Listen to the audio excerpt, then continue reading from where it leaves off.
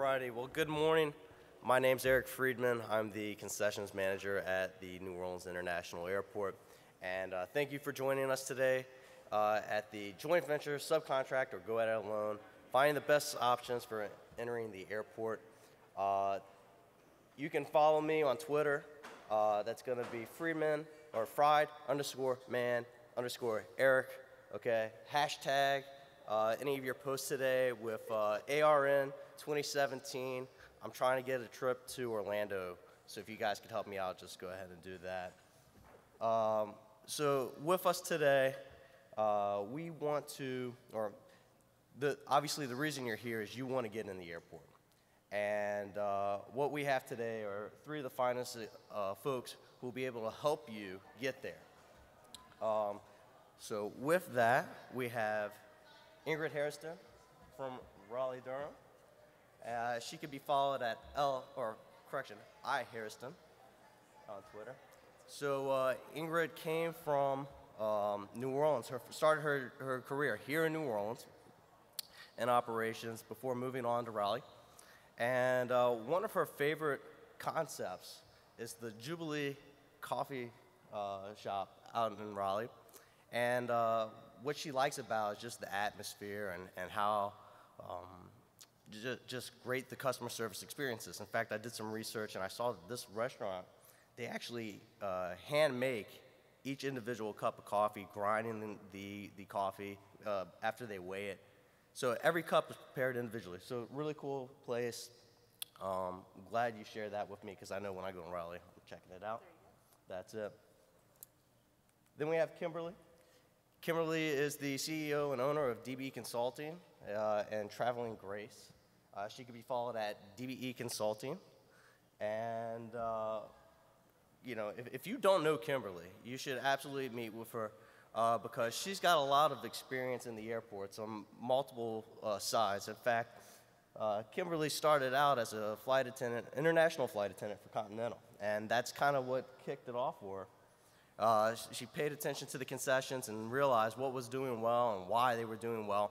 So now she's got all this information, and for a small fee, she'll be willing to help you do it too. Finally, I got Courtney Thornton. Courtney's the Vice President of Partner Relations and Business Diversity for the Hudson Group. Courtney was fantastic for the last 16 years leading up to working with Hudson. She worked with me in New Orleans as well and really gave us a lot of great insight on how to be better airport managers and write great agreements. So with that, you now know the three lovely panelists who are going to be up here. And so the kind of format today, the three of them are going to tell you a little bit about what they do and how they can personally help you get into an airport. After that, I'll ask a couple questions, then you ask some questions, and then we go have lunch. So, without any further ado, I'd like to go ahead and turn it over to Ingrid.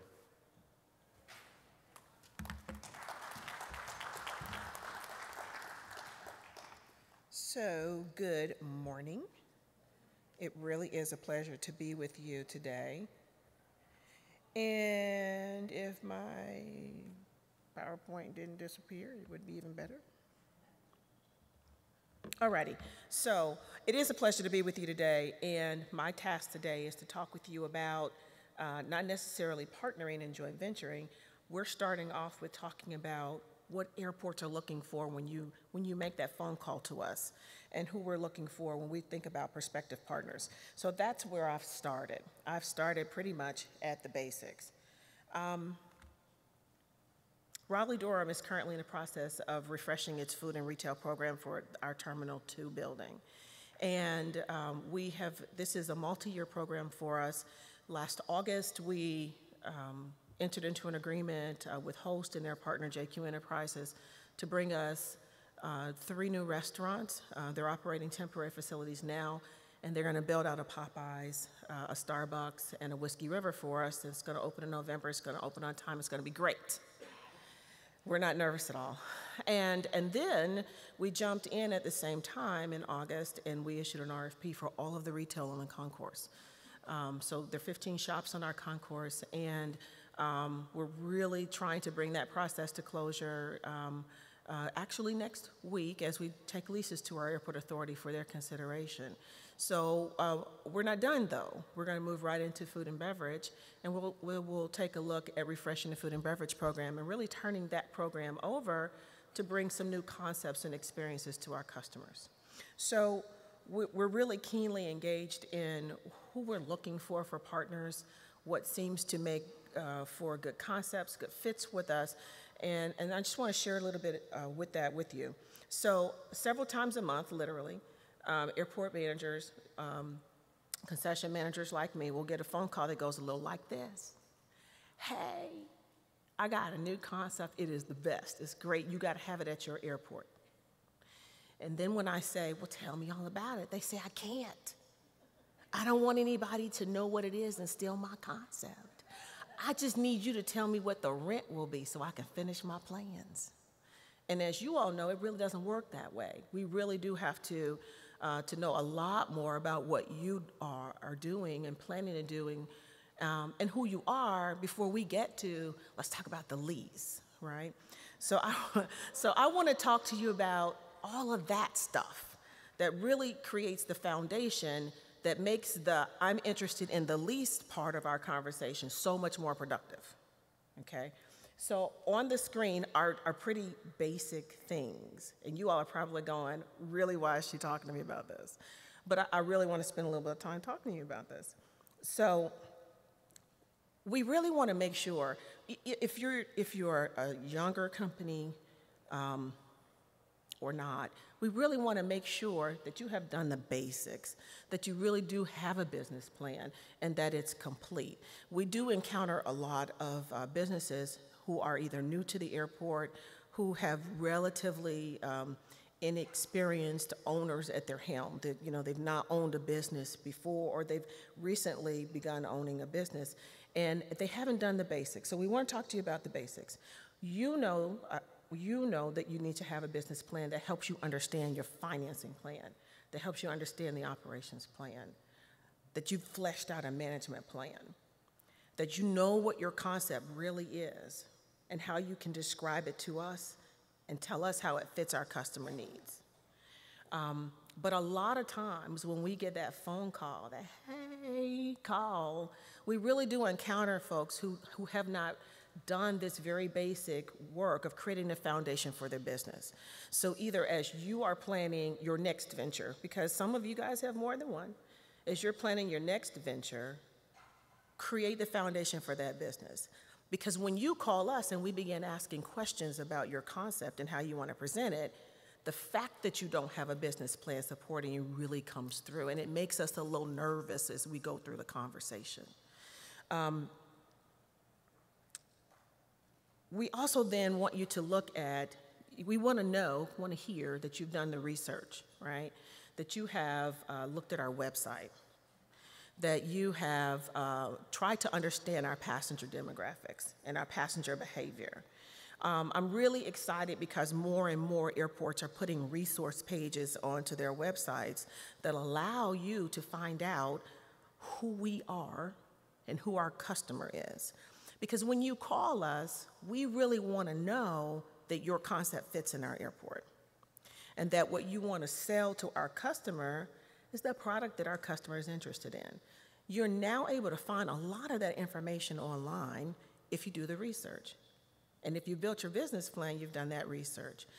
You've got a basic business plan, and then you're tailoring that for the airports that you want to go after to at least find out if what I have fits into that environment. So we're going to be asking questions like that. And it'd be surprising to you, I imagine, when I tell you that a lot of times when we start asking questions like, really, really describe your concept, no, I really have to know. Can you tell me what your customer profile is? Can you tell me how long you've been in business? Have you operated some other business? You'd be surprised that silence is really what greets us. And of course, that doesn't work. So we want you to do the research. You've got your business plan. You have delved into who we are as an airport, and you're like assured, you're comfortable, right, that you really have something to offer us. Then we're going to ask you, okay, we're going to talk to you, and then after, we're going to ask you to submit some type of proposal. If we're not soliciting, of course, that's going to be something that's informal, something that tells us who you are, what your background is, how long you've been doing this business, are you proposing something that you do already, these kind of basic things. Tell us who your customer is so that we can start evaluating whether or not we think and agree with you that what you have to offer really fits our environment. Those are all the things that happen, and we have never talked about a lease. Aren't going to talk to you about a lease. We could probably give you a range of rents, but we can't tie off on anything until we really understand what you want to offer. So then I thought it might be good for us to talk a little bit about who we think the ideal, maybe not ideal, but maybe what we're thinking about, what we're looking for when we talk about prospective partners. So every business that's formed doesn't form with an owner who has 10 years of experience owning the business. Someone has to start at year one, and we get that. But owner experience does make a difference. I will tell you that the airport environment is not a learning environment. Now, you all know that, but we still encounter folks who really aren't convinced that the airport environment is not a learning environment. So experience matters. And we're really interested in folks who have experience owning and operating a business.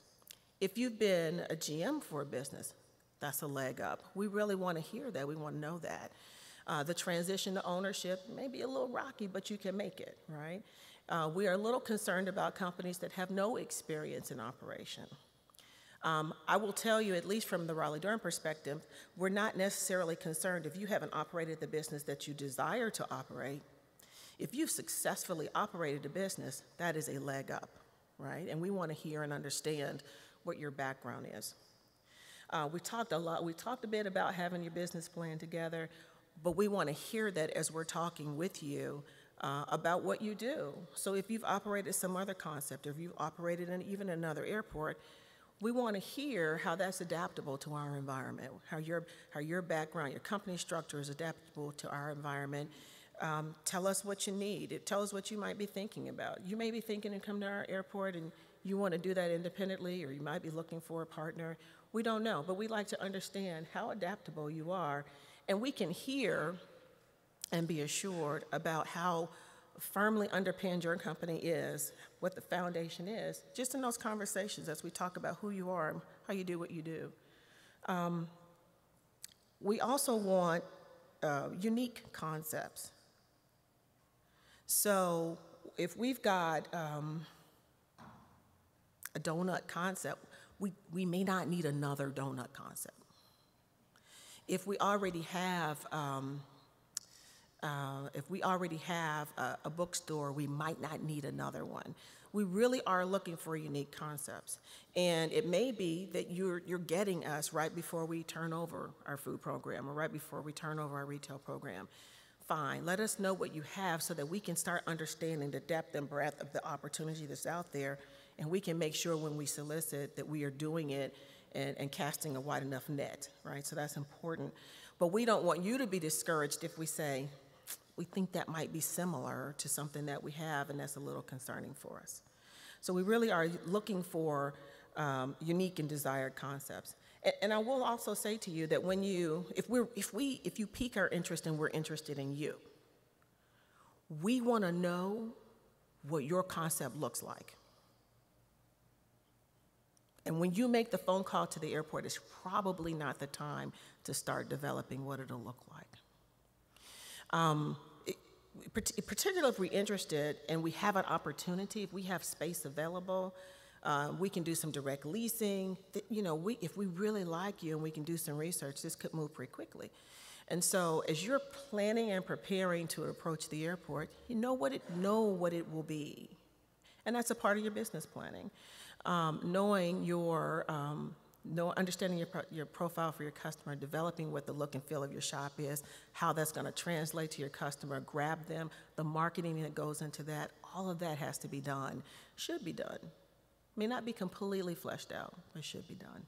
And I think that makes the operators more appealing to us, and particularly when you've got concepts that fill a niche for us, That's out the park.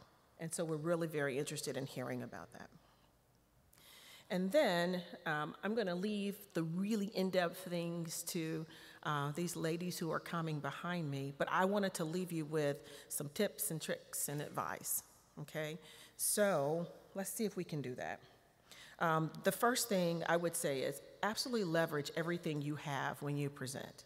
So if you are a company that doesn't have a lot of experience in operation, that's really okay, right? And you can even own that.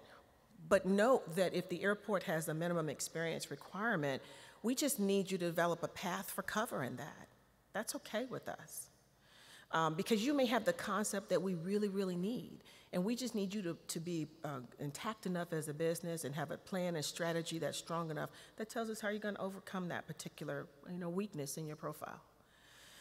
If you are a company that has the best idea, you really do have a bright idea, and it really will be the best, but you don't have funding for it. Most airports don't provide it. And we actually still get companies who express an interest, and they're not sure how to tackle the capital issue. Start building a relationship with your banker. Start talking to other operators about how it's done. Make sure that you have, as a business, that you have the ability for a lender, whatever the source of lending, you have the type of financial background that makes them want to lend to you, and have a strategy. Again, whether you're in a formal proposal or an informal proposal, you should be prepared to be able to proceed. And being able to proceed means you have that funding plan in your pocket. Everybody who does business should have an attorney and an accountant of their own. So if you are partnering, you still need an attorney and an accountant of your own. And they need to have helped you ensure for yourself that your company has the right financial strategy set aside, that when you look at and evaluate opportunities, when you look at the airport and you say they have space available, they have this type of opportunity, you have someone on the financial side who can help you say, there are enough dollars in this program to satisfy your operational needs. Because there might not be. The program might be thinly sliced, you never know. Or for your niche, it might be thinly sliced. So you make sure you have the team behind you that helps you make good decisions for your company. Because at the end of the day, we want you to be successful at our airport. If you're partnering, partners, please make sure that, number one, everyone brings something to the partnership. Everyone contributes operationally, financially, administrative, whatever that is. Everyone contributes to the partnership. I've had a few folks ask me over the years, do airports like partnerships? I don't think that we particularly care whether you're partnering or you're operating directly. Some airports will have specific goals for direct leasing or for small business leasing, so you certainly want to be conscious of that.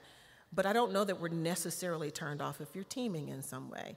We just really want to see that the partners have a strong enough relationship with each other to be effective in that relationship, that the deal is structured so that all the partners have some voice in the relationship, because it should make your partnership stronger over time. And then my last bit of advice, and I'll turn the mic over, is if you're evaluating, we know that you're evaluating us, right? We know that every deal we have may not be the best, or it may not be the best for you. We try to put together the best opportunities, but as you look at our opportunity, the profile of our opportunity just might not match the profile for you. My best advice is to not take that opportunity. Be willing to walk away from the deal that's just not structured best for you. Because at the end of the day, if that deal's not the best for your company, it's not going to work. It won't be financially viable, operationally it'll be difficult, whatever those constraints are, then ultimately you might not be successful. And at the end of the day, we want everyone to be successful. So I'm going to hand off to Kimberly, and she'll talk really about partnering.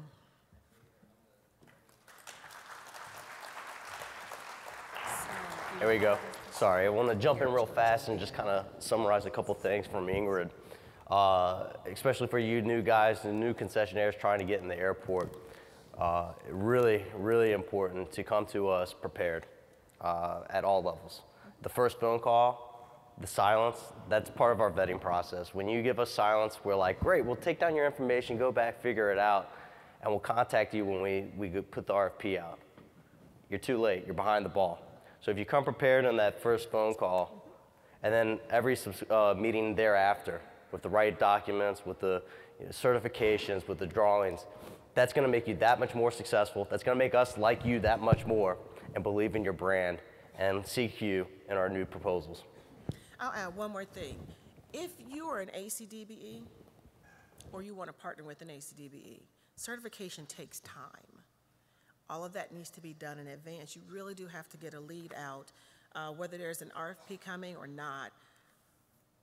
Meet somebody like Kimberly and let her help you through the process. Word. Thank you, Ingrid. Good morning. Is this the way this goes? Yes, consultant. So my name is Kimberly Griffin, and I want to tell you guys a little bit about my background. In 1998, I owned a business called Traveling Grace Massage and Spa Services. And I read an article in a massage magazine about this company called the Massage Bar, and they were in airports. And I had to meet this lady. Her name was Carrie. I literally stalked her for about 6 months because she didn't return my call. And I started doing research and found out that there was an airport conference called AMAC in Memphis, Tennessee. I was there. I met some amazing people at that conference. A gentleman I met in that conference was operating in Raleigh-Durham Airport. I contacted him a week after the conference. He said, since you contacted me, I'm going to help you get in the airport. I'd say about a few months later, he said, there's an opportunity at our airport and you should come in. I met with Ingrid. I took my business plan, I drove up there, I showed her my drawings, which I had a girlfriend draw what the space would look like. We were just gonna set up and do chair massage, but I was really excited. Ingrid took the time, she met with me, and guess what? She gave me an opportunity. She says, we're gonna bring you in for 6 months. I was in Raleigh-Durham for 6 years. Definitely the best experience. The airport was open, and I learned so much during those 6 years. So I thank Ingrid literally for helping me get in this business. I learned a whole lot during that 6 years. I learned when I closed there that I really did not like being a boss of a lot of people. I did not like coming to the airport every single solitary day, every day. So what I did is I left the airport and still loved being in the airport business, and there happened to be another company that was looking to grow, and guess what? I knew what it took to get in. So I started working with a company called 10 Minute Manicure, and in 1 year they went from not being in the airport at all to 10 locations. And from there I met up with another consultant, and he taught me how to write RFPs, how to respond, so we grew from there. So today I want to talk to the people who are trying to get into the airport and what it takes. So one of the things that I did is started looking for opportunities. RFPs come out all the time. Where do you fit in an RFP? Do you qualify for an RFP? Do you qualify for a joint venture? Do you understand the requirements of the RFP? Most of my clients now, that's how I vet them. We look at an RFP, we go through it, we see what are our strengths, what are our weaknesses, what do we need to do to actually meet the RFP to win. We attend pre-bid meetings, so that way we start to meet partners, we start meeting people of like minds, we start seeing who our competition is, and we also see what makes us different, what's going to make us win this bid. Attend airport conferences. There are several out here, and I'll say my first few years in this business, I was a member of everybody. I'm talking AAAE, AMAC, ARN. I mean, I joined because I wanted to know what's going on. So I think that that's really important to look for upcoming opportunities. And then potential partners. Right now, I think the climate is really about what makes a strong team. Is it building a joint venture, and what does that mean? Is it a sublease? Is it a direct lease with the airport, or can I be a supplier of my goods? So you have to find out what works best for you and your company, or what you're trying to bring to the table. Some airports have kiosk programs. I've started a couple clients in Denver, started out as a kiosk program and then grew from there because they couldn't afford either an inline store line space, what it would take financially, or we just need to test the market. But once you're in, it's easier to expand from there. What are your qualifications? Like I said, when I started in this business, I owned a massage therapy company for about 4 years on the street. I met the qualifications of what they were looking for. I brought my team in from Atlanta to Raleigh when we first started, and then I hired locals there. And not only that, the qualifications of actually managing, operating, and all the qualifications that it takes to actually get in. For me, I work primarily with ACDBE, so that's a big qualification for my company. And as most of you know, in order to be on most bid, there is a requirement for an ACDBE firm. Now, not all contracts are going to be set aside, or let me take that word out of there, for ACDBEs. So sometimes we have to look for a prime or work with other people outside of that. If your company is bigger than an ACDBE company, they still need an ACDBE partner. I mean, do you have a partner in mind? That's another reason to go back to networking and attend these events. I think it's important you know your strengths and weaknesses. I think Ingrid hit on a lot of great points, but one thing she said is when we go to an airport, they're going to want to know what makes you stand out, what do you have, and you cannot sit there with a blank space. We have to be able to recognize what our strengths are, what our weaknesses are, so we know how to address them. I mean, we all have areas in our business that we're weak in, but that's the strength of our partners. How do you expand your brand? Right now I'm working with a lot of local brands, so our goal is to get them not only to be local, but regional. You know, who else is interested in your concept? Can I partner and take my concept from Atlanta to Alabama? Then we become regional. You know, what can we do to actually expand on that? And once again, I think it's really important with so many RFPs out there meeting the qualifications. I really express to all my clients, read the RFP.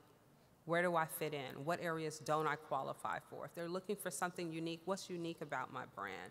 You know, they're saying I need to bring $1.3 million to the table in order to qualify for the last 3 years, and I've only been in business for 2 years, then I need a partner. You know, where are my strengths and weaknesses? Know them and then expand on that. Is my concept proven? We run across this a lot. Someone says, I have a great idea. Okay, that's fantastic. But an airport wants to know, how does it work? You know, exactly what makes this concept different from another concept.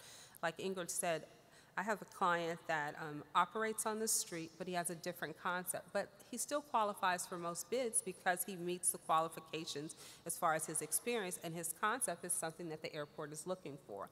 So you can have a unique brand or concept, but we have to make sure that we meet qualifications. I think that that's a big key.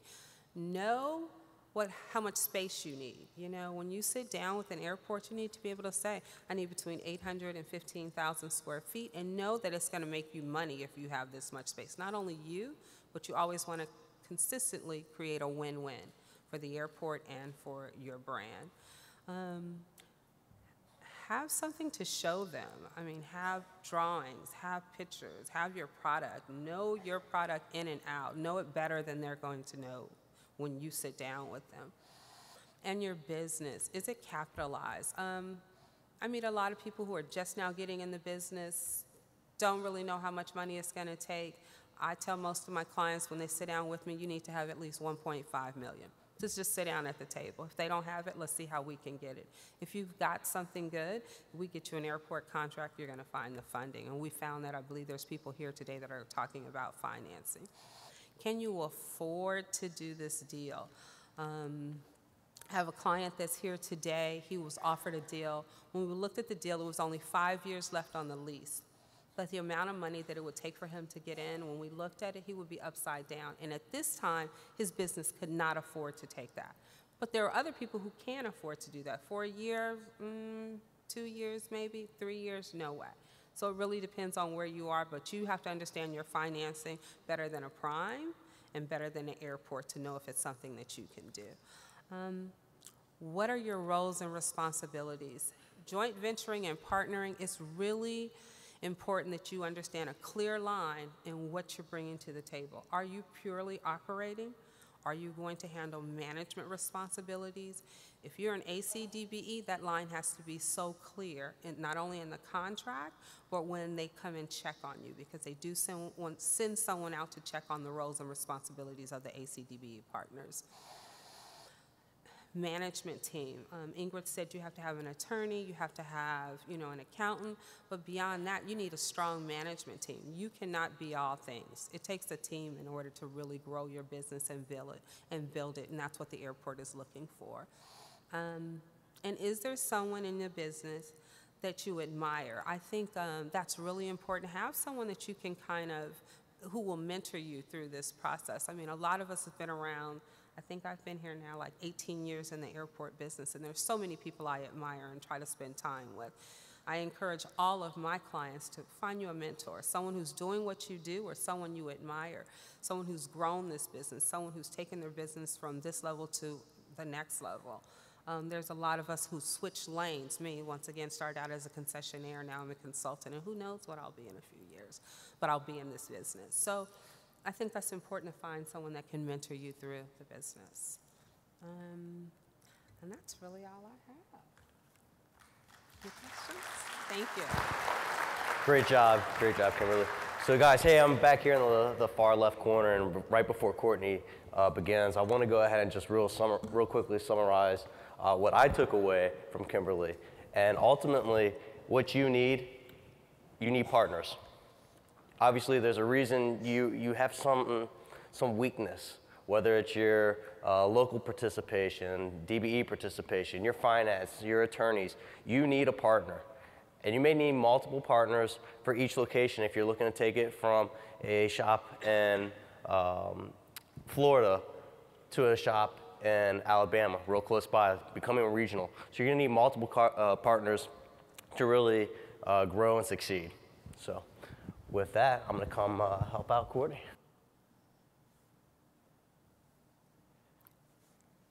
Good morning. As Eric said, my name is Courtney Thornton. I'm the Vice President of Partner Relations and Business Diversity for the Hudson Group. In that capacity, I work with our ACDBE business partners across the country and also identify new ones. I have been asked to share my thoughts and my experiences with working with our ACDBE joint venture partners around the country. Basically, we have existing partners across the country. I work with those partners and identify new partners in some instances as well. Many times we look to our existing partner pool and travel to find additional partners. The bottom line is that in all instances, we work regularly with airports and with consultants to identify new partners in the markets. I certainly can't possibly know every ACDB in the country. So as RFPs are advertised, I work with the respective airports and staff, look to their certification listing, and try to identify potential candidates. Once we do that, we make sure that they are properly certified under the program. And Hudson has a joint venture model. We have a model and we identify our partners. We certainly make sure that we get your share of the capital. And we work with you to identify financing. If you do not have financing, then we will, per the regulations, work with you to obtain declination letters and see if we can finance you through the prime. We also work with our partners to make sure that they have an ongoing understanding of the regulations. Because, as Kimberly mentioned, there is a compliance aspect. So once you are successful in participating in an opportunity, then you need to make sure that you are operating that joint venture in the manner that you said you would and pursuant to the terms of your joint venture agreement. So in my capacity, I participate in a number of outreach meetings, and really the focus at that time is on ACDBE success and their growth. One thing that I always say that it sounds very simple, but you would be surprised that many people hear about an opportunity, but they really haven't taken the time to understand the history of the program. And the program, as you will know, is to encourage small business development and to promote full participation of women and minority programs in the industry and airport industry. But that's not always a given, and that's not a given that it'll be there forever. So it's so important to understand where we've been to understand where you would like to go. So I always encourage ACDBE participants to get involved, advocate for the program so that you can support it and be involved in sustaining a program which provides the opportunities for you to participate. We know it's possible because the DOT and the FAA has money that it can give to airports to fund their capital facilities programs. And once an airport accepts those grant dollars, it also accepts obligations and grant assurances. And that is to have a DBE program to ensure that a level playing field for women and minorities. And many people don't realize that if the airports don't have a program or are not implementing it appropriately, the FAA can certainly request their funds back. So clearly, if you're qualified already to be a ACDBE, you want to ensure that you maintain that certification and you stay on top of your annual renewals and your annual affidavit. Generally, you are certified in your home state. You want to make sure that that's current. And also, Ingrid mentioned RFPs. This is something that we come across often. It takes time to get certified. So it's good if you can have a working file and you're proactive about getting certified for new businesses. If there is a time crunch, airports, this is not their first preference, but if you are interested in a program and you'd like to get certified and you're under a time crunch, generally my experience has been if you communicate that to the airport and ask them to expedite your application, they'll generally work with you as time permits. NAICS codes is another interesting area. The regulations provide that, particularly in joint ventures, that if you operate in a joint venture, that you must obtain a code. NAICS stands for North American Industry Classification System. And so at one time, you just simply could be ACDBE certified. But now airports are starting to strictly interpret that and monitor that, so that if you have to have further, in addition to being simply ACDBE certified, you want to ensure that you have codes in the specific area. So if you want to operate a restaurant, or if you want to joint venture partner with a prime in food and beverage, then you'd have food and beverage codes, likewise for retail. So once you've obtained your certification, then once again, there's some overlap here, but you look for you research viable opportunities. And how do you do that? Today's a perfect example. You attend conferences. ARN focuses on concessions opportunities, but there are a host of other organizations in the industry that you can learn more about opportunities in the industry. Outreach events. I know you've maybe heard of the saying that airports are like snowflakes, all of them are different. And that's really true in every aspect of it. Sometimes we have airports that host and sponsor their own outreach programs. There are also instances where primes initiate their own. So different types of outreach programs out there that you can attend. The FAA also has a website about forthcoming opportunities in the industry, as well as newsletters and magazines. And someone said in an earlier session today, yes, ARN's magazine, it's not cheap, but it's certainly worth it because it gives you a wealth of information. And then attending your local respective board commissions, board meetings, commission meetings, you'll find that you can get a lot of information from attending those as well. Interesting enough, sometimes I have partners that have been in the industry for years, but they may have only been in one market. So they may not be familiar with the UCP, which is the Unified Certification Process. And that is a streamlined process to get certified once you are certified in your home state. So it's a streamlined, smaller application to complete to get certified in additional states. So if you're operating in your home state or certified in your home state and you would like to grow your business, then you may want to look into whether or not the new airport participates in the Unified Certification process so that you can streamline that opportunity. Something else that's very simple, and it seems like it's just something you should know, but not everybody takes advantage of it. Identify someone who's knowledgeable, who's done it before, and who's willing to help you. You know, there's always someone out there with more experience, and generally they're willing to help.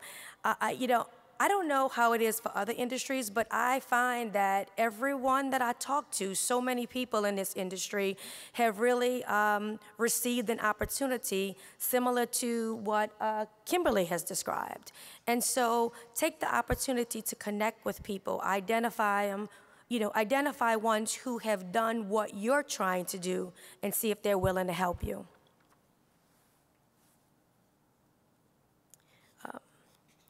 Know the goals of the program. Both Ingrid and Kimberly have both addressed this, but in terms of a retail concession business, you know, again, understand national versus local brands, any concepts. How, if you're talking about joint venturing with a prime, be proactive about reaching out to them and give them your ideas and how you think that your ideas could help provide the best proposal to the airport. Look at ways to trends and plans to optimize sales and revenue, and any goals for the local women in minority-owned businesses. Primes are really going to look to the local ACDBE companies to be feet on the ground to give them some ideas about really what the respective airports are looking for. Network, network, network. Networking is truly invaluable. I mentioned going to local stakeholder meetings, outreach events, FAA website, and industry organizations. When you attend these events, it only helps you in getting information if you just sit and listen to the presentations. But once you have the information, you know, this is a collaborative industry. So make sure you make the best of your opportunities. Have your business cards with you. Have a sample of any products that you have. Have a bio with you. And many times I have to ship. I go to outreaches and I'm like, oh my goodness, I have so much information that I have to ship it back home. And so, you know, make the most of it. When you leave an event, follow up with emails. I can't believe I'm standing at this podium and actually encouraging you to send me another email. But the reality of it is, the individuals who reach out to me and remain on my radar, you know, those are the ones who I remember that are interested in a certain market. And so it helps me to help you. And so I would imagine it would be the same for my colleagues in the industry. Stay visible and participate. There are many different airports are becoming more creative in the styles of outreach. Just to give you a few examples, in a few airports, I can recall Phoenix, they host a fast pitch. They give opportunities for small businesses to do a 3-minute fast pitch, and it's very effective. And so many businesses participated in that, and it's a good opportunity to bring to give your moment to shine. Shark Tank, speed dating are other examples that I've seen. And then, finally, I've explained that generally what we do is joint venture model, the joint venture model at the Hudson Group. And when we are vetting partners, here are just some things that you should keep in mind, because it's things that you should have readily available that will ask you and will just make the process flow a little smoother. And that's, make sure you keep a file with up-to-date information. Ensure that you have good standing in the market. Calendar that little tickler reminder, because if you don't follow up and do your annual affidavit, maybe you may lose your certification, and you don't want that to happen. Connect with key individuals to express interest. So if you're looking at a particular company, many of them have market leaders in concessions, or small business or individuals that work with small and minority companies. Identify that individual within the company and express interest and let them know what your interests are. And then again, roles and responsibilities.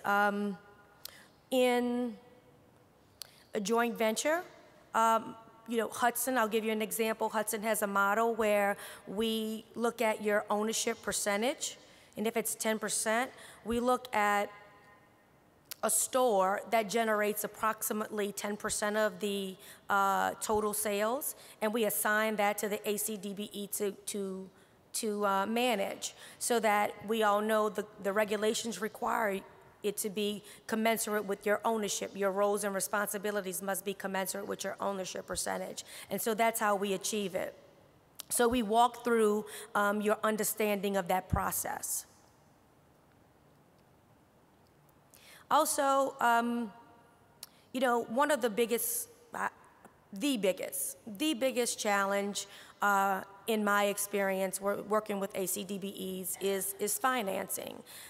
There was a very good session this morning that talked about the different options, but it still remains a challenge, and basically because there's very little collateral, little or no collateral. So, but continue to try. If you have a personal relationship with the Wells Fargo or financing, look into those options.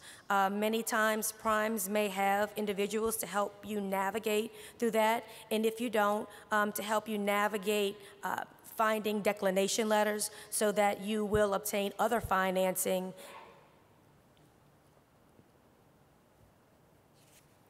Educate yourself about the opportunities and the key stakeholders. Again, we can't know everybody in every market, but we'll know the key stakeholders. So when we have those conversations, make sure they know that you're interested and they've seen you in the market so that they can refer you to us. Community involvement. Some examples of community involvement: participate in your chamber luncheons, because again, from a prime's perspective, we want to partner with companies that bring value and have credibility on a local level. So get involved, participate in the organizational galas, the nonprofit organizations, the charitable fundraisers, and remain in contact and remain on the radar screen. I think that my time is about up, so thank you. And one last thing I want to say, thank you to ARN for inviting me to participate. I do these presentations and outreaches all over the country, but this one is a true honor for me since New Orleans is my hometown, so thank you. Yeah. Thank you, Courtney. So guys, I'm going to do a real quick recap of what Courtney said. At the end of the day, it sounds like you still need to be partners with people. You need to make sure that you're spending time vetting and making sure you're finding the right people to help you out. Stay on the radar, network. I think you've landed in the right spot. Continue to do it and then follow up. All right, so we're getting kind of close on time. So at this point, I'm actually going to forgo my questions for your questions, because at the end of the day, this is for you, okay? So these folks are really smart, got a ton of experience. Let's go ahead and utilize them. Otherwise, it's going to cost you later down the road. So we have any questions? Fantastic, sir.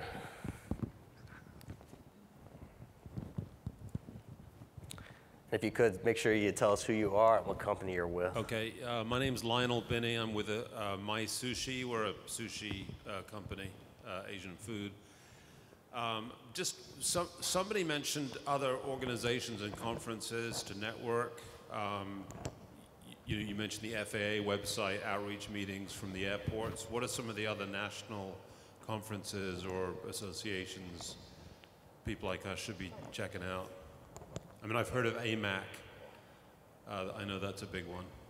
So Airports Council International has a concession conference that it holds each year, generally in the spring. It is a good opportunity for networking. It's attended by quite a lot of airports, not so many operators. So actually the odds are probably in your favor. And then we talked about, Kimberly mentioned AMAC, Courtney's mentioned AMAC, but also AAAE also has a good opportunity, particularly at their national meeting and at some of their regional meetings, for you to have an opportunity to meet airport operators and to begin to understand what their opportunities are. That may not be a meeting where you're necessarily going and learning more of the business type issues, but they're wonderful outreach meetings. They're wonderful opportunities to network and to meet the folks who have those opportunities that you're looking for. Mm-hmm. We got another question in the back. I had really a comment and not a question for you all and for everyone in this room and everyone that you know. When I first went out for my certification, I went through the process. It was a very lengthy process, and as Kimberly, I think as the consultant, I urge you to invest in your business and hire a professional.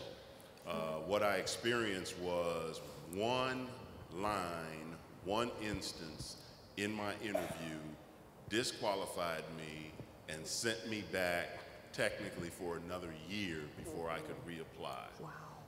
Everything else was flawless, and it pays to invest in a professional to do this, to help you invest in your business. And obviously I finally made it and got there, but I can't emphasize enough, because it could cause you to miss an RFP date. Yep. Sorry, sir, what was your name again? What company? I'm sorry, Dwayne Hurd. My company is Master Concessionaire. Dwayne, Master Concessionaire is cool. So I'm going to piggyback on that real fast about partnering and having the right people. One of the state laws that the state of Louisiana has or City of New Orleans actually, when you submit your proposals, you have to mail it by USPS. So snail mail coming to you nice and slow, it makes people really nervous. If they send it by UPS, it gets disqualified. So having someone who knows those type of regulations is extremely important. Yeah, and if I can just talk about it for a second, I think it really is important. In the airport industry, when you sit down with the prime, I have all my clients that are in Atlanta, they're certified in 16 different states. You know why we certify them in every state? For one, timing, and two, we don't know when bids are coming out. So that's our job, is to constantly know what's coming up, what opportunities out there, and you never know how long it's going to take. There are some states that can turn around a certification in 2 weeks. Others take almost a year to get a certification through, still, even with the UCP thing. So I think it is important. And something Dwayne just said that I think is important, if you're disqualified, it takes a year for you to get certified again before you can even apply. And also that goes in your record. You now have a decertification in there, so you know what? The next state you apply for, the first thing you're doing is explaining that decertification, which means they're going through your file, which just means it's going to take longer. So that is a reason to hire a professional. But after a while, you can be like some of my clients. We can do a couple for you, and then you can do the rest yourself. It's totally up to you. But I definitely think it's worth investing and taking the time, or at least having a professional review your certification. Ken Wheaton does it. There's several of us that do that. So I think it is important to understand the certification process. Hi, I'm Diane Gillum with Properties and Senior DBE Manager in Birmingham. Know your state also, because we have a 6-month decertification period.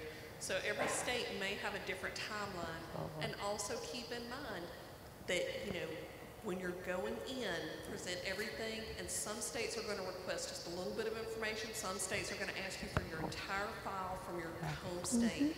So know what that state requires and what they're going to look for. You know, Diane makes a good point. When an RFP is issued, it's almost too late for certification. We are deluged with companies who want to be certified. And even if we have an efficient process, there's no way we can perform at that level. So if you have a strategy that has you seeking certification so that you can be ready and prepared, then you really have the best opportunity. I will go one step further. There are a lot of airports now who will review your joint venture agreements in advance and your operating agreements in advance. Please take advantage of that opportunity. I will tell you, Raleigh-Durham has been doing this for a number of years. We are astounded by the companies who don't take the opportunity to have their joint venture and or operating agreements reviewed in advance. We get to submittal and we reject them. There is no opportunity to recover from that. So the more you can be proactive with your planning, the more you plan, the more you plan, the more you plan, the more time you spend in planning, the more efficient you can be in execution. All right, guys, well, we're getting close to the end, so let's go ahead and get the final question in. Do we have one final question? All right. Well, I'd like to go ahead and take this opportunity to thank the panel. You guys really did an amazing job. We appreciate everything you did. Well done. I want to thank you for not only choosing to come to New Orleans and having a great time, but congratulate you for surviving night 1. There's a couple more nights. Hydrate, hydrate, hydrate. And then the most important thing when you're out there, if you haven't realized the common theme to all this is network, have partners, and go out and you will be successful. So thank you all again and have a wonderful lunch.